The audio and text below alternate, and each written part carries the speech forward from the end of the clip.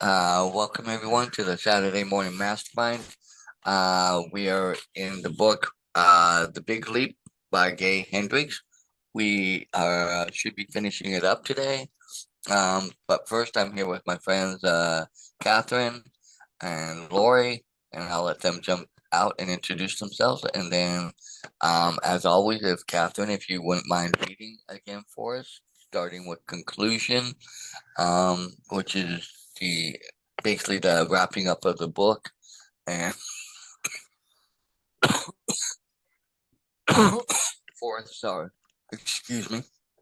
So go ahead and introduce yourselves. Lori Emmons in Denver.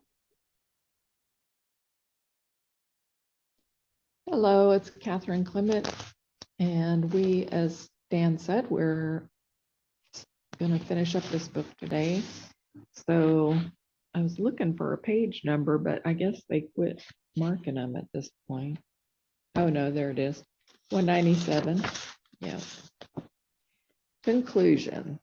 As you move toward greater success, love, abundance, and creativity in your life, you will encounter the upper limit problem. I say it is the only problem you really need to solve. The problem, though challenging, brings a priceless gift hidden within it.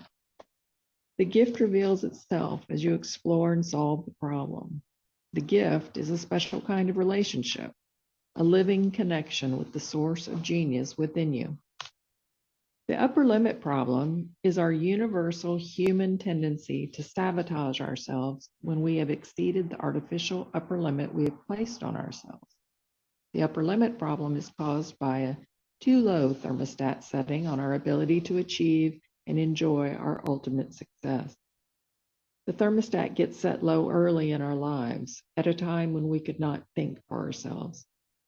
Later, as we dream about big goals and move up into realms of love, abundance, and creativity that are above our old thermostat setting, we bump up against the artificial lid that was placed on our success through unconscious childhood decisions.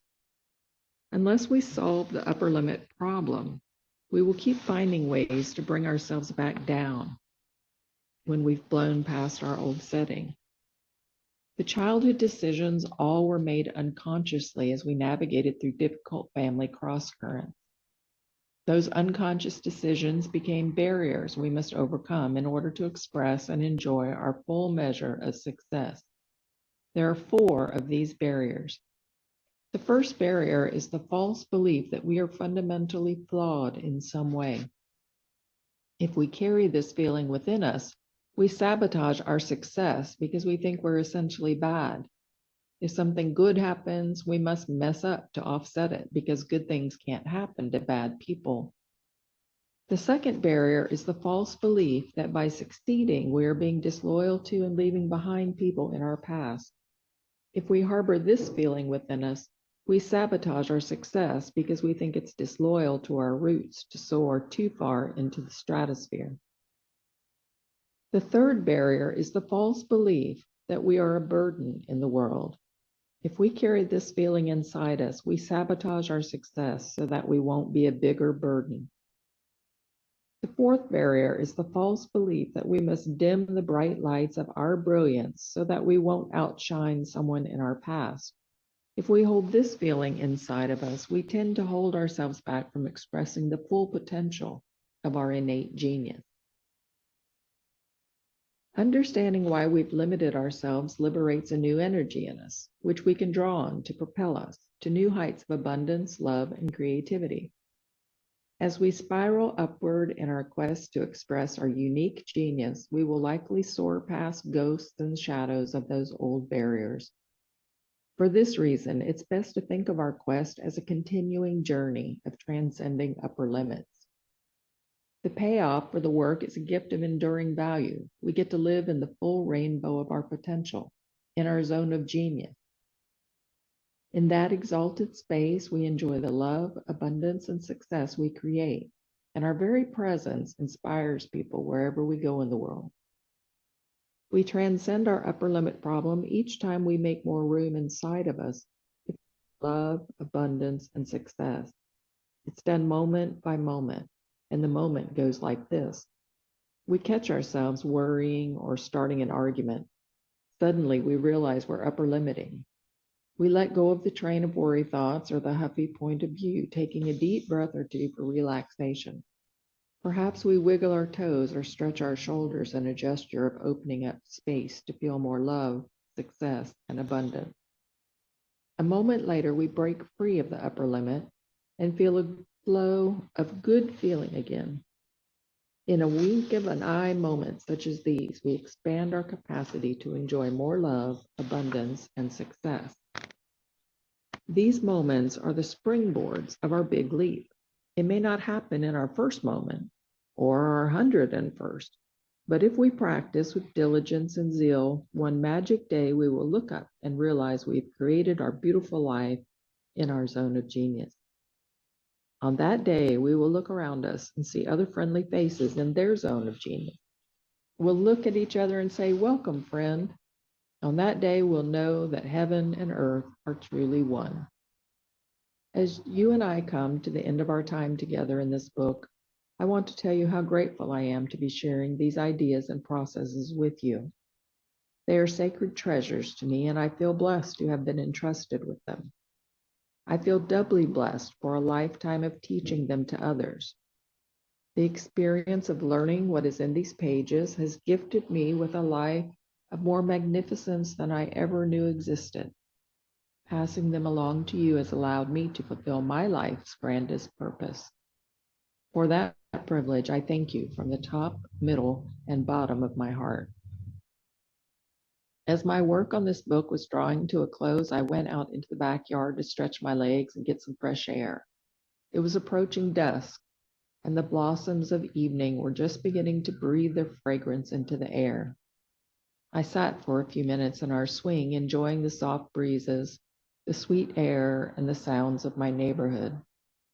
I could see Katherine in the living room, deep in communion with a novel by one of her favorite mystery writers.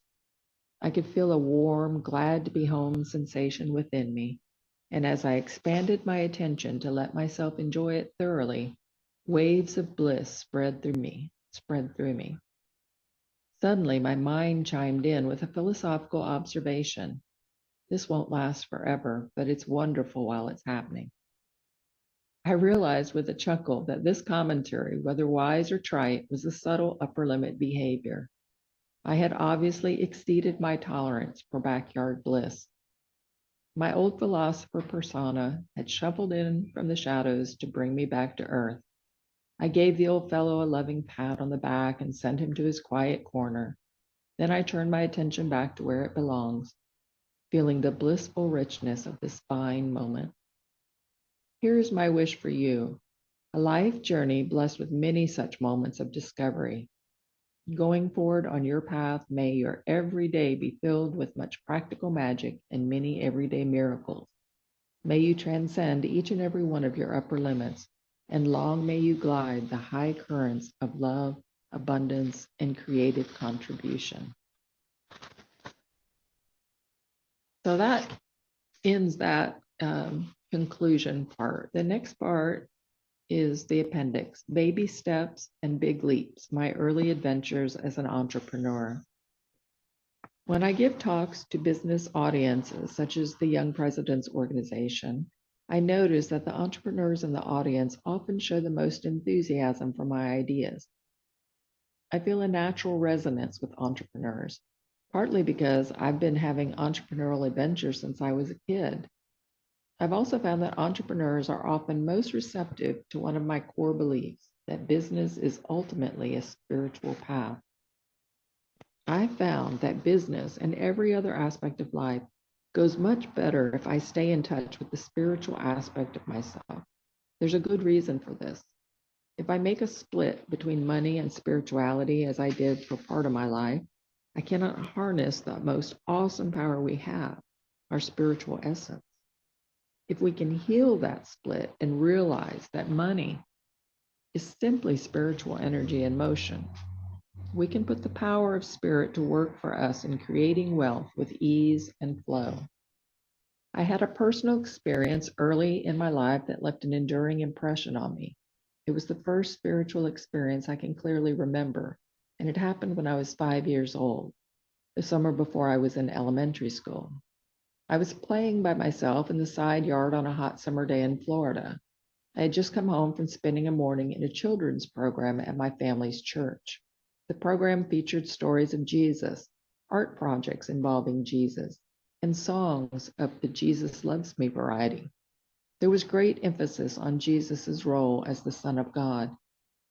As I played outside, I was thinking about the Son of God part of the story. What did this mean exactly? I had never known a living father because he had died during my mother's pregnancy with me. I didn't have any felt sense of what it might feel like to have a father. Suddenly, I found myself wondering if I too was a son of God. It seemed that if Jesus could be the Son of God, maybe I could be too. This thought sent a thrill through me, a wave of exhilarating feeling I can remember as vividly as if it happened a minute ago. I looked up through the branches of the trees into the blue sky shimmering in the tropical air. Is that where my father lives? Is that where I came from? Then a special kind of awareness settled into me, a sure knowledge that seemed so obvious, I wondered why I hadn't thought of it before. I am made of the same stuff as everything else. The trees, sky, the earth beneath me, we're all made of the same thing, and it is all one thing. Everything is connected to everything else. I am the Son of God, and everyone else is too. It has to be that way because everything is connected and everything is equal. I remember lying on my back, looking up through the trees for a long time. A feeling of deep peace and contentment settled into me. The feeling continued for hours, even after I tried to describe my experience at dinner and got a few blank stares of the "what the heck are you talking about" variety. Somehow it didn't matter whether people understood, though, because I knew what I had felt and I felt what I knew. Later in life, I came across a stunning passage from the Meditations of Marcus Aurelius, which spoke directly to me across time from first century Rome. I am part of the whole, all of which is governed by nature. I am intimately related to all the parts, which are of the same kind as myself. If I remember these two things, I cannot be discontented with anything that arises out of the whole, because I am connected to the whole. A Roman emperor would seem to have little in common with a kid in a sleepy southern town. Somehow, though, the same awareness showed up in both of us. Why and how could that be? After wondering about those questions for many years, I've now become convinced that we eventually become aware of our unity with the whole because it's inescapable. The awareness is wired into us because we're wired into the universe. We can try with all our might to pretend we're separate from the rest of the universe, but one way or the other, it will catch up to us and welcome us back into its embrace. Entrepreneurial baby steps. It must have been around that time that I hatched my first entrepreneurial venture. It was an utter failure, at least in the traditional sense, because I didn't attract a single customer. However, it foretold with uncanny accuracy my ultimate career and also illustrated several of the key spiritual principles I've drawn on ever since. The following is an extended version of one of the stories that appears in the book. You've heard of outside the box thinking. Well, my first business was literally inside the box. With Granddad's help, I cut a door in the side of a large cardboard box, which I installed in a corner of my grandparents' living room. This became my office. Above the door was the word problems, which I had hand lettered in red, assisted in spelling by Granddad. I commuted to work on my tricycle, parked it next to the box, and clambered inside to work with my clients. I had a tough time explaining to my family the exact nature of the business I was in. I made it clear to the family that I did not handle medical problems. They could go to a regular doctor for that sort of thing. I explained as best I could that I handled problems that you didn't take to a regular doctor, like how to get along better with other people. I was in the people-fixing business with the stated goal of helping people to be happy. To appreciate the unlikelihood of my chosen job, you should know that I grew up in a small town in Florida that had no psychiatrist or psychologist or any kind of mental health professional. It's a mystery to me where I might have gotten the idea to be a problems doctor. Although my family of lovable lunatics certainly could have used my services, none of them ever climbed into the box with me. I was forced to work with imaginary patients who I cured of everything from general misery to specific ailments. The only specific ailment I can remember at the moment is that I cured one imaginary patient of the tendency to bark like a dog. My family found all of this endlessly amusing, and we're still telling stories about it well into my adulthood. By the way, if you're thinking I've got a great memory, I don't. However, I was blessed with a journalist for a mother. Mom wrote a column every day for the local paper, and my adventures often served as material for her column. Thankfully, she clipped and saved hundreds of her columns, which have proven to be worth gold in refreshing my memory of my childhood enthusiasms. The joy of the entrepreneur, creating. The ultimate joy of being an entrepreneur is creating something that people find valuable, particularly if it's something that hasn't existed before. My cardboard box counseling center was not valued by the customers, but nothing like it had ever existed before, at least in the part of the world I lived in. To this day, few things give me more satisfaction than inventing something that hadn't existed before. Many of my inventions have been total failures in the financial sense, while others have gone on to make millions of dollars. In the larger sense, all of them have been winners because they held the fascination of creating something from nothing. My brief career in the egg business. I hatched an egg business when I was in the second grade. It was my second entrepreneurial attempt, and it ended in a disaster reminiscent of Humpty Dumpty. My mother financed some chickens for me. The plan was that I would pay her back through the sale of the eggs, hand-delivered to neighbors, then go on to reap vast profits in the egg business. I underestimated the amount of daily work it took to feed and maintain my chickens. But other than that, the plan began to pay off. My chickens began to lay eggs, and all went well for the first few deliveries. One day, I was rushing to make a delivery when I tripped climbing the steps of Mr. and Mrs. Geiger's house. I landed on top of the dozen eggs I was carrying, wiping out my profits for the entire week. Not long after that, I faced another disaster. My chickens escaped, causing me to spend a hot afternoon rounding them up from the neighborhood. Unbeknownst to me, during their break for liberation, some of the chickens had feasted on camphor berries from a neighbor's tree. My next batch of eggs tasted and smelled like Vicks Vapor Rub. The end of my egg career was near. My mother began having second thoughts about the egg business. She was under pressure from the neighbors who didn't like the racket the chickens made in the backyard. Finally, she shut my operation down with very little complaint from me, and we donated the chickens to a farmer we knew. I looked for other business opportunities and soon spotted an opportunity that had all the ingredients of a winning enterprise. I would soon learn, though, something quite contrary to an old saying. When life gives you lemons, don't make lemonade.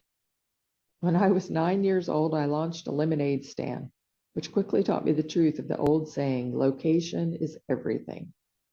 I moved it to 4 different corners of my block before finding the one with the most foot traffic. I also learned a few other key truths on my first day of business. Flies love lemonade. Ice melts fast in Central Florida. And you have to stand around shooing flies a long time in order to sell a pitcher of lemonade. According to the family story, though, there was another problem. I drank up a lot of my profits. I've conveniently forgotten the part of the story, but I suspect there may be some truth in it. If you stand around a pitcher of cold lemonade for long enough on a hot day, you're going to want to take a swig. After a few days in the lemonade business, I decided to fold the enterprise and seek my fortune somewhere else. Finally, though, I found a business that worked and made my first dollar as a professional entrepreneur. The difference between an amateur and a professional is very simple: $1. The moment you make a buck of keeping money from your entrepreneurial efforts, you're a professional. And I attained professional status when I was 10 years old. Breakthrough. It was the summer after 5th grade when I conceived my first successful business. I also learned something incredibly useful for any business enterprise. Think from the customer's point of view. My next door neighbor, Mr. Lewin, was in the watermelon and Christmas tree business. An odd combination, you might think, but not for a guy who liked to spend half the year in Florida and half the year in Long Island. While he was in Florida for the winter, he shipped watermelons northward. While he was in Long Island for the summer, he made deals that would ship the trees south Florida the next winter. I admired Sam Lewin for lots of things. First of all, he was a great source of stories, having walked across Russia to escape Cossacks. He settled in Germany, only to encounter more intolerant types there. I loved talking to a man who had dealt with real-life Cossacks and Nazis who spoke Yiddish, German, and Russian, and who could talk into 2 telephones at once. Mr. Lewin would put one phone down into his lap, fire off a burst of Yiddish into the other phone, then switch back to English on the first phone. By hanging around Mr. Lewin, I collected a great arsenal of Yiddish words and phrases I used when I wanted to hurl innovative insults at my friends. If I remember correctly, Ghana, thief, and Schlemiel, habitual screw-up, were a couple of my favorite epithets. In my neighborhood, there were copious opportunities to use both of these terms. I came up with the idea of selling watermelons by the side of the highway that ran through my hometown. This was long before Interstate 95, the big freeway that now runs through Florida. In my day, southbound motorists had to percolate through the many small towns of Highway 27. Each town had its own speed trap, and rumor had it that my little town made much of its annual budget from nabbing northerners speeding toward Miami. For a watermelon entrepreneur, this was a dream come true. My watermelon location had a stream of hot drivers poking along at the local speed limit of 25 miles per hour. Mr. Lewin fronted me 4 watermelons to sell, and I agreed to split the profits with him. In those days, whole watermelons sold for about 25 cents. Mr. Lewin, bless his heart, let me have the melons for the super wholesale price of $0.10 per melon. I remember having to make 4 trips down to the highway to lug the huge melons down to my stand. My first day in business, I stood all day in the Florida sun holding my watermelons 25-cent sign and didn't sell a single melon. Boy, was I discouraged, especially when I had to haul the melons one at a time back up the hill to Mr. Lewin's garage. That night, though, I had a revelation. People weren't buying because they couldn't see the immediate benefit of biting into a juicy, crisp slice of watermelon. Inspiration. What if I sliced the melons into 8 pieces and sold the slices for $0.05 apiece? The next day, I tried my new approach and my melon business went wild. Hot motorists responded gratefully to the sight of a juicy slice of watermelon being held aloft. Dads and moms would practically jump from their cars to get slices for their screaming backseat passengers. I sold my 32 pieces in about an hour and went back up the hill many times for more melons. I had the weather on my side too.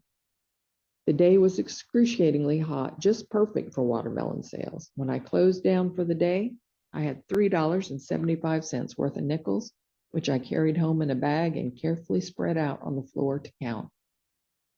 Nowadays, $3.75 would barely get you a medium cappuccino, but in 1955, it seemed like a small fortune. Even though I've had a lot of success since then with my entrepreneurial activities, I can tell you that nothing has ever quite equaled the pure joy of seeing all those nickels spread out on the floor. There was also a satisfaction that day that went far beyond the financial. It was seeing the delight on the faces of all those people as they bit into a cool, sweet watermelon on a hot summer day. It's one thing to give customers what they want, but to see them devour it on the spot is a sweet satisfaction indeed. When I went back to school that year, I put close to $50 in my savings account. What I learned. I think those early ventures still guide my thinking. They taught me to focus on what I now think of as priority number 1, creating things that make people's lives better. I also do my best to create things that make their faces light up, just like biting into a watermelon on a hot day. By focusing on those qualities, I wake up each day knowing I'm going to spend my time creating value and delight. I've lived in that state of consciousness for decades now. It's what I love and what I wish for you. The best job of all is doing something that doesn't feel like a job at all. And that's it, ladies and gents. We have finished The Big Leap.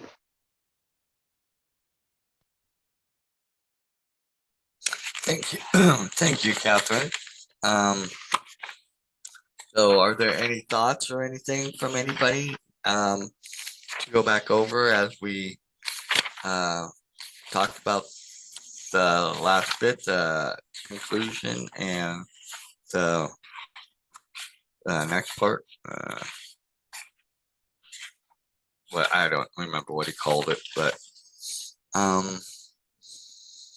something that came up for me as you were reading in the beginning of, when he started out in conclusion, as you move towards greater success, love, abundance, and creativity in your life, you will encounter the upper limit problems. But as I was reading that first little part, it kind of took me back to one of the other books we read recently, within this last year, and talking about I am self-love and all that. And in that, I think I've talked about this before, I think I see some similarities there where,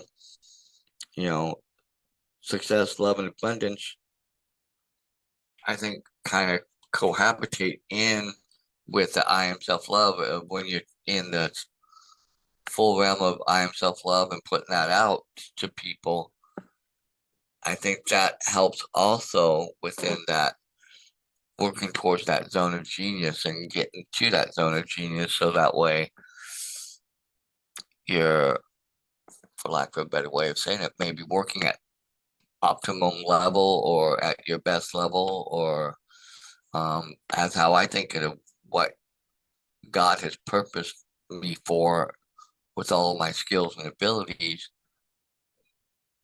and sharing that out there with the world, and how to create that love out to them in that aspect.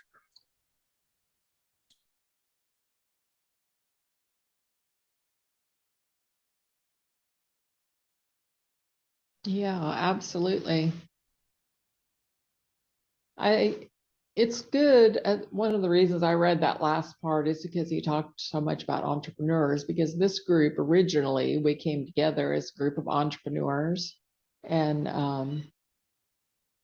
did a lot of business related books. I think probably in the beginning, it's kind of shifted a little bit more, just more kind of spiritual books, but we've been all over the place. I think a lot of entrepreneurs, especially in this day and age, with social media platforms and things, there's so many programs out there that you can get pulled into, that for a spiritually minded person, they don't serve well, or they kind of, I don't know, they kind of can get you can get off track on some of them. I don't know how to say it really, but they're too material focused, and it puts like a stop on the growth of the business, not because you're not doing what you need to do, or, well, sometimes it's that, but because sometimes you don't even know what you need to do. And then when you do know, sometimes you don't do it, but it kind of blocks you, because inside there's just that little kind of niggly naggly thing going on that's saying, this doesn't really feel good. I wouldn't, it doesn't feel good in my heart. It doesn't sit with me well. And so you kind of block your flow of business coming in energetically, because deep down inside, it's not sitting right with you. You're learning, so people wind up going through a lot of different programs, and eventually through time and practice, and there's those that start out this way, but fewer and far, I think, you realize that the only way for your business to grow is if it really represents your authentic self. And you're just being who you are in your business, and not trying to be, not to say that you shouldn't strive to grow and learn and build and stuff, but when you try to pretend to be somebody that you're not, because some people even go as far as, posting all kinds of vehicles that they don't even have, but they make up this fake sort of persona. And some people make a lot of money that way. But for a spiritually minded person, making money in an inauthentic way is not, it doesn't feel good. There's got to be, like some businesses that I've been invited to go into, I look at them and it just doesn't feel good to me, like morally or something. And if I think it's a business that's going to take advantage of people or something like that, I can't go there. Or if it's some kind of, I don't make a good corporate person, because if there's stuff being talked about on the inside that is hurting the outside, like I can't handle that.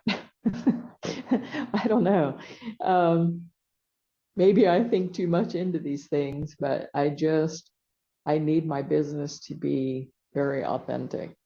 And I think that comes with time too.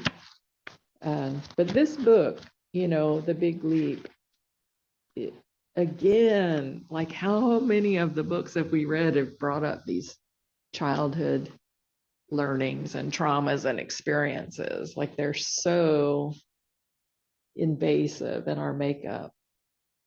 And obviously addressing those has got to be kind of priority one, recognizing those. Yeah, Go ahead, Lori.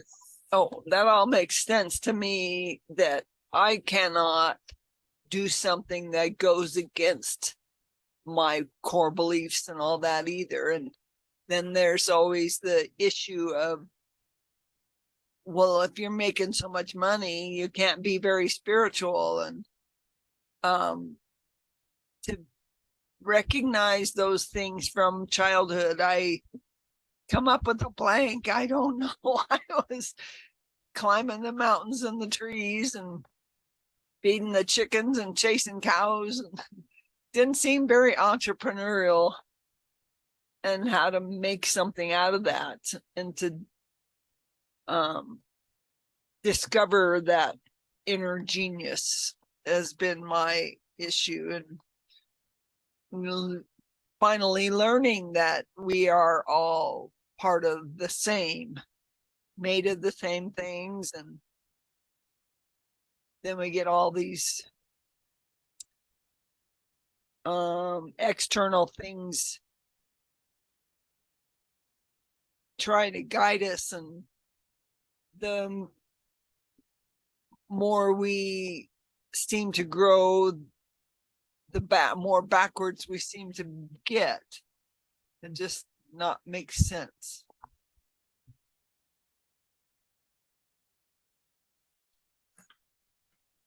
For me, I know that I kind of resonate between some of what the two of you said, but I also, because I do agree, you gotta work from your authentic self and from where your level of, like, or in your level of genius, in order to be able to, I think, tap into.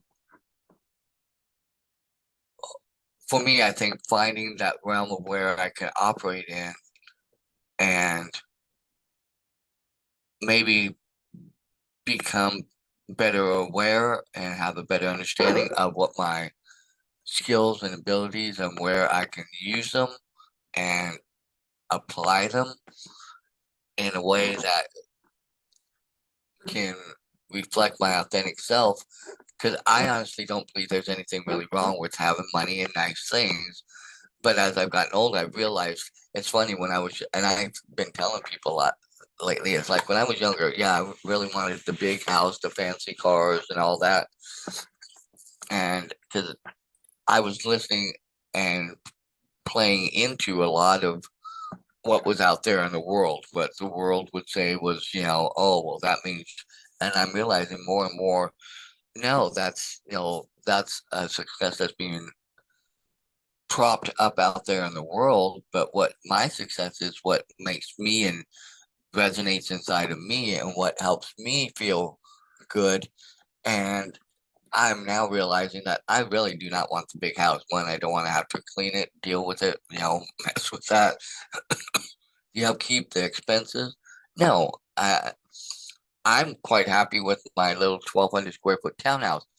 I'd be even happier if I could find a place out there somewhere where is outside of a city, maybe 20, 30 miles from a city, but yet still, but yeah, I can still get there quickly to where, get supplies and stuff and things like that, but where I could be out there and kind of out in my own world and, with nature, because I love being out there and that and stuff and being able to be in my, and find something that I can use as a vehicle to supply that being able to live like that, but that would not necessarily generate me having to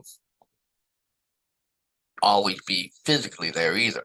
And and in listening to some of what he was talking about when he was going through some of his you know early entrepreneurial stuff, and when we were reading in the conclusion about where he was when he was 5 years old or whatever, he was a doctor that fixed people, where the mother was writing their columns and stuff. And I was like, I I kind of understand what he was saying, you know, but I never went to that full length, and I don't think that's where my strength lies. But I empathize and I understand people, and I try to help make them feel better about what's going on or where they're at. But I also don't know that I have all the answers for fixing people either. That's the problem, because I'm still trying to figure out how to get myself to where I'm working and acting in my zone of genius and self-love and what I feel God has instilled in me with the skills and abilities that I have. So that's kind of where I'm at on a lot of this. I'm still trying to figure a lot of it out.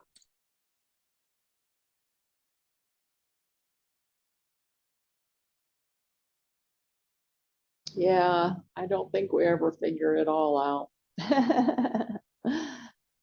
I guess when we figure it all out, that's the day we go home. I don't know. But, I'm glad we read this book. He brought up some great concepts, and I thought it was very personable. He shared a lot of personal stories and stuff through it, examples, and it made good sense. I think a lot of us maybe struggle, our entire lives just to possibly get to the zone of excellence. And I think many people don't even make it to the zone of excellence.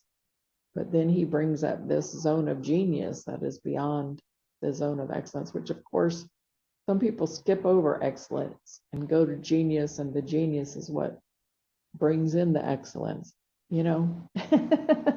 So, but this zone of genius, it is that flow, that state that you get yourself in where the ideas come from nowhere. That I think this is what think tanks are built around, and I've said this before. I know because I've read comments from them that most, if not all, of the people that have lots and lots and lots and lots of money, they set aside time to step into this zone of genius, whether they do it through meditation or chanting or self-hypnosis, or however they get there, they just have free time to sit around and think and let those ideas come in. Maybe they listen to music that kind of, because I don't know if it's sort of like remote viewing in a way. In remote viewing, the way I was taught to do it, you actually preoccupy your conscious mind, so to speak, so that the unconscious can come through. So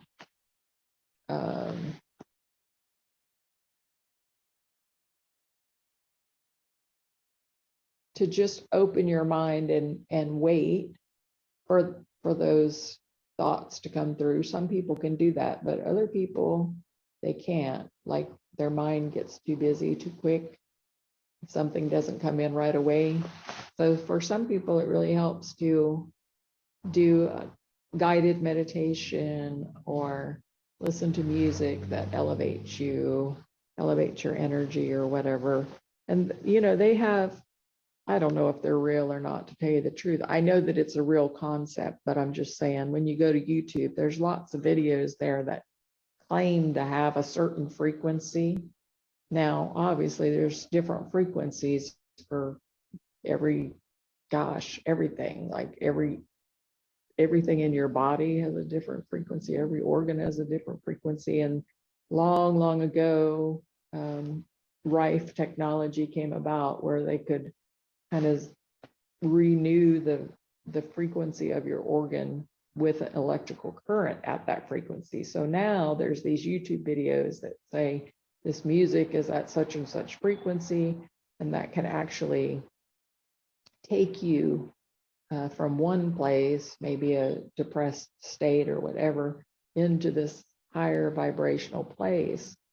And typically, when you get into those higher places, you don't feel those lower vibrations anymore, or at least not in that moment. You're going to maybe go back there, but the longer, the more that you can do exercises like that take you into the higher frequencies. Simply humming raises your vibrational frequency. When you sing, that's why when you're in a church or maybe even at a concert and like the whole crowd is singing together, you can just like feel the energy flooding up through your body. It just lights you up, right? Everybody's energy is connected in that moment. But the actual, the moving of the vocal cords, the echo that it sends out into the universe, that frequency, that vibration caused by actually doing the physical thing of humming or singing, it does it. It takes you higher. Unless maybe you're singing something that takes you lower, but you know what I'm saying. It's a good physical way to get there when you can't. Somebody else came in, but Yeah, Karen's here. oh, yeah. She finally made it. Yeah. I was gonna jump out and kind of go back because we're getting close to the top of the hour, but we started a little late too. So, in conclusion, where he talks about the 4 different, like barriers. Like the first barrier is the false belief that we are fundamentally flawed, and I think that's one of the biggest areas that I think throughout humankind, I think that's an inherent feeling that everybody carries, that somehow, and we have to kind of learn and grow and for me accept some of my flaws, but understand that those flaws are part of what make me me, and be able to get above that and not let it sabotage myself, and not dwell on that. Whereas, which can be easy. I can slip into that sometimes, but I have to be mindful and make sure I pull myself out of that, because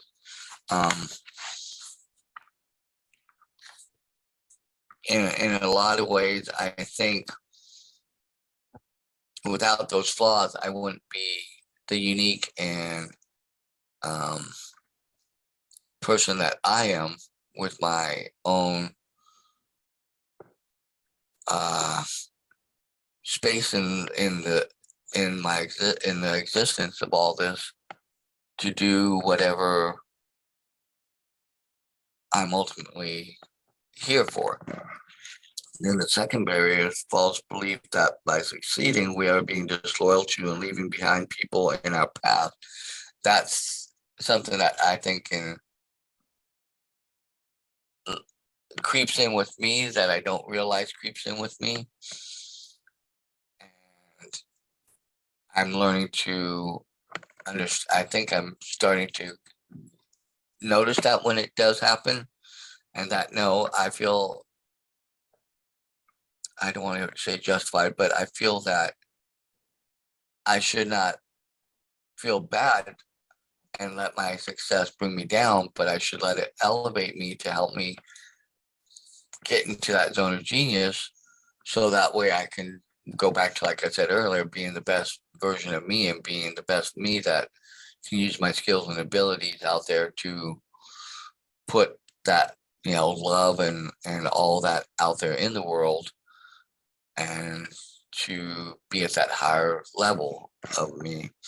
Then the third barrier is the false belief that we are a burden in the world, which I think goes along with the false belief of the succeeding. I think those two kind of go together in a little way, kind of tandem. I think they work together.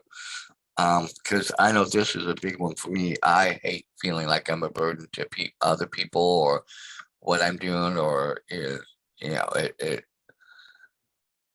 I think that stems from my childhood and things that I felt then. I think that's a carryover, and that's something I'm working on and trying to work on and build. And for lack of a better way, maybe redeem or deal. I don't want to say deal with it, but get past and move on, and not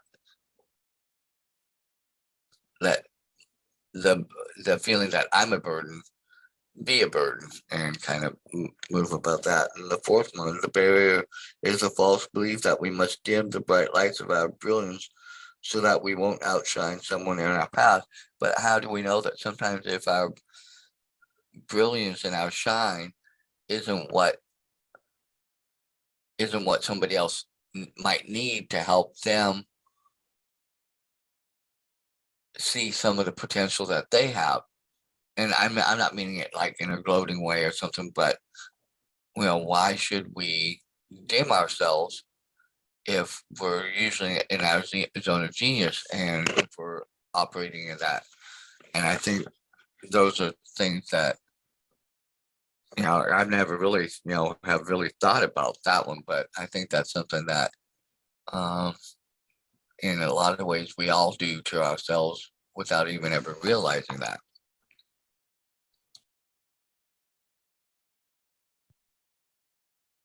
It's interesting. I was just about to ask you to repeat those 4 things there, and you did it.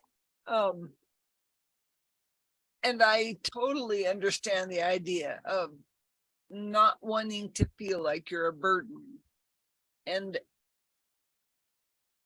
it's extremely difficult for me, to have people have to do extra things for me that they wouldn't for a completely able-bodied person. So I can tend to feel like I'm a burden to some people. I mean, not to some people, but at times. Extra things they have to do, put my wheelchair in the car and then take me and go. And there's so many things that I'm unable to participate in just because of this extra attachment I have. But I try not to let it get totally ruin life. It's, you know, cause you to feel like you're not worthy, you know.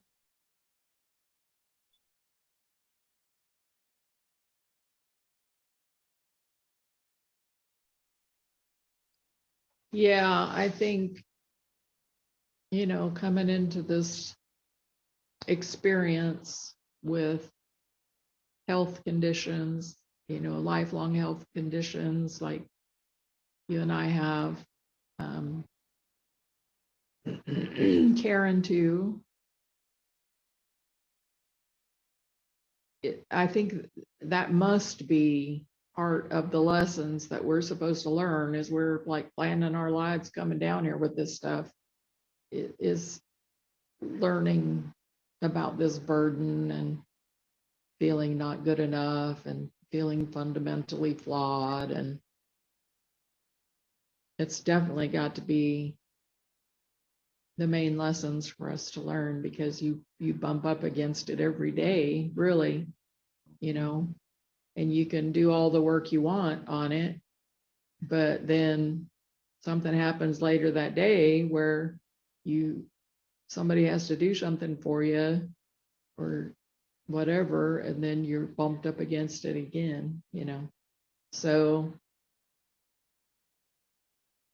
and other people, you know, experience it in other ways. It's not like having a health condition is the only way, but it's certainly a good way, I guess, because man, you get slammed against it constantly. I think for, you know,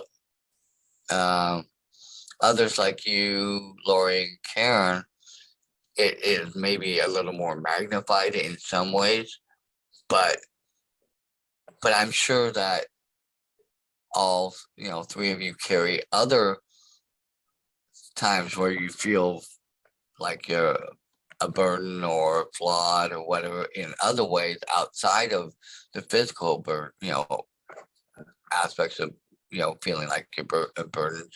Because I know for me, you know, emotionally and in areas like that, that's where I feel like I'm a burden, and where I'm a, you know, and I feel like I tend to try to overcompensate a lot. And then when I butt up against it, it really, that's when that upper level limit, I think, is when that hits me. And I'm just now realizing that a little bit. I never realized that in that way, how I looked at it. That's a little epiphany. Because I think sometimes I hate to say this, but I'm saying it because on my part, I think sometimes we put it there on purpose in a way, if I'm being honest. Even though I don't want to do that, if you can understand what I'm getting at.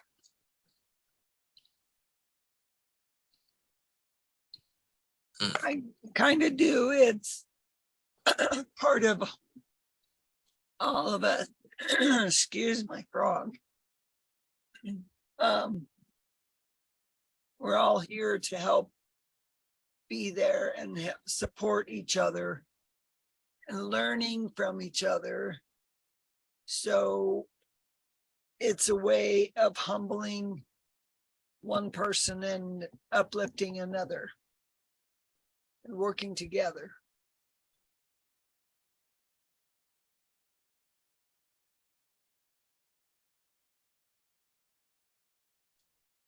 Yeah, this book has turned out to be, to me personally, nice, interesting little gem that, and I'm glad that we did it. I think there was a lot that I think we all got out of it that we didn't realize that we could get out of it when we kind of first started it. And because I know me when I'm like, the big leap to what, where, what are you talking about? And I never thought it would be a lot of what he was talking about. So for me, it was an interesting gem, and who knows, maybe down the road, maybe we'll need to come back and revisit it again, see if we've all inched any closer to our zones of geniuses.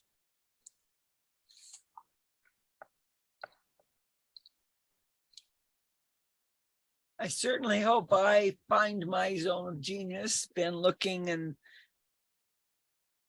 thinking I'm entrepreneurial, because I certainly don't like sitting behind in a cubicle or something, helping somebody else build their business. But it's been great. You guys all have an awesome week. I think as Catherine was going to say, I think we need to talk about, I think we should probably take a break as we try and decide what our next book will be. Do we want to do like a week, or kind of wait and see what Samantha puts out there in the way of, because I know we've been talking about books, so I mean, throw out your ideas or suggestions, whatever. Yeah, we usually do, or in the past, we've done 2 weeks to try to let people, for those that want to order it, and shipping times and stuff. So we will probably do 2 weeks, but I'm not sure. Okay, that sounds good. Hi, Karen. Are you there? Do you want to say hi really quick or anything? Because we're kind of wrapping things up, but I don't want to. Well, thank you, Dan. I can't believe how lost I feel coming in thinking I was early and finding I was more than an hour late. I think sometimes because we don't change times here, we've not been on daylight savings time or off of it or whatever. I think that I should be in a normal world that gets disrupted because other people have moved forward or have moved back. I'm exceptionally confused this morning. I'm confused a lot, but I'm exceptionally confused this morning.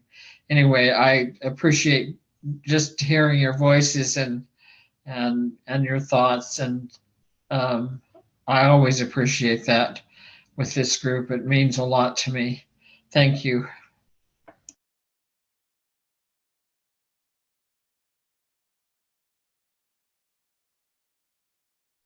Well, with that, we have just finished up the book, The Big Leap by Gay Hendricks. So for right now, we'll put it out there that we'll probably take a 2-week break as a group, would like to decide what book. Please, you can go find us on Facebook at mindsetmasterycollective.com. You can join the group there and join the group there. You can find us on YouTube again at Mindset Mastery Collective, and find all the replays of the videos up there when we do the Zooms and everything. We're not live this week, but hopefully when you see this, you'll review that. If you want to join us, you can always join us. You can find the link on our website or in the Facebook group. The website is mindsetmasterycollective.com. And if you have ideas for books that you'd like us to do, please throw them either on Facebook, on YouTube, or even on our website. You might be able to leave a comment there. But please, and come join us here live on the Zoom. We look forward to hearing from you and hope you'll join us. So with that, bye for the Saturday Morning Mastermind.